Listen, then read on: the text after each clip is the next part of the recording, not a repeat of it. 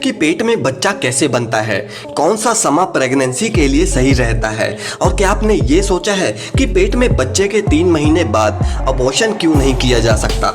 अगर आप इन सवालों के जवाब जानना चाहते हैं तो इस वीडियो को लास्ट तक जरूर देखिए। लेकिन उससे पहले अगर आप इस चैनल पर नए हैं तो इसे सब्सक्राइब जरूर कर लें। तो चलिए वीडियो को शुरू करते हैं। दोस्तों चलिए सबसे पहले हम ये जानते हैं कि प्रेगनेंसी के लिए सबसे सही समय कौन सा होता है। दरअसल इसे साइंस में ओव्यूलेशन कहा जाता है।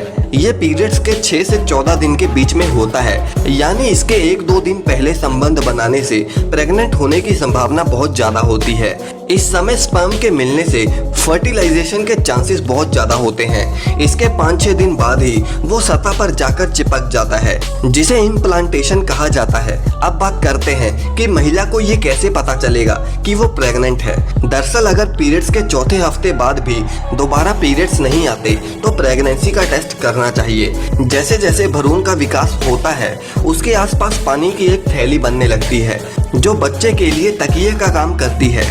इसके बाद एक गोल्ड डिस्क ऑर्गन बनने लगता है जो माँ और बेबी को आपस में जोड़ने का काम करता है, जिससे माँ के सभी न्यूट्रिएंट्स बेबी को मिलने लगते हैं। पहले महीने में बेबी का चेहरा आकार लेने लगता है और इस दौरान मुंह, आंखें और गला भी बनने लगता है। साथ ही में ब्लड की नर्व्स बननी शुरू हो जाती हैं और साथ ही बेबी के अंदर ब्लड फ्लो शुरू हो जाता है। पहले महीने में बच्चे का साइज एक चावल के दाने से भी छोटा होता है। दूसरे महीने में चेहरा और भी क्लियर होने लगता है। चेहरे के दोनों तरफ कान भी बनने शुरू हो जाते हैं और बच्चे की हड्डियां बननी शुरू हो जाती हैं। इसके 6ठे हफ्ते में बच्चे का दिल भी धड़कना शुरू हो जाता है। इसके बाद दिमाग और स्पाइनल कोड बनने वाली न्यूरल ट्यूब बन जाती है, जिससे बच्चे को छूने का एहसास होने लगता है। इस मंथ के अंत तक बेबी का वजन 1 ग्राम का हो जाता है और इसके बाद 9वें से 13वां हफ्ता बेबी की ग्रोथ के लिए बहुत जरूरी होता है। इस समय तक बच्चे के हाथ पैर उंगलियां पूरी तरह से बन चुकी होती हैं।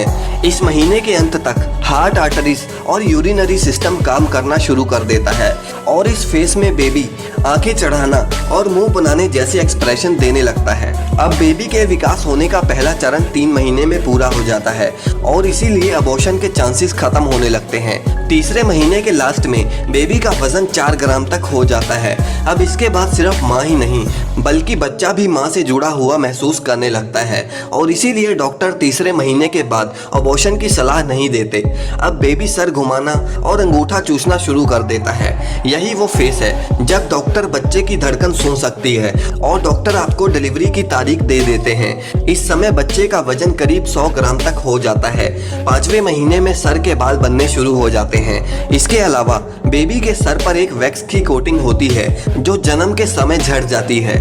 अब बच्चे का वजन 300 ग्राम का हो चुका होता है। 6ठे महीने में बेबी का रंग लाल हो जाता है, जिसमें से आर्टरीज दिखाई देती हैं और बेबी के महसूस करने की क्षमता बढ़ जाती है और वो किसी भी आवाज को महसूस कर सकता है और इसीलिए माँ को सलाह दी जाती है कि वो अच्छा म्यूजिक सुने और तेज आवाज में कहानियां पढ़े। अब 7वें महीने में बच्चे में फैट बढ़नी शुरू हो जाती है और बेबी लाइट पर भी रिएक्शन देने लगता है और बेबी की मूवमेंट भी बढ़ जाती है। अब 8वें महीने में बेबी और भी मैच्योर होता चला जाता है और दिमाग का विकास बहुत तेजी से होता है।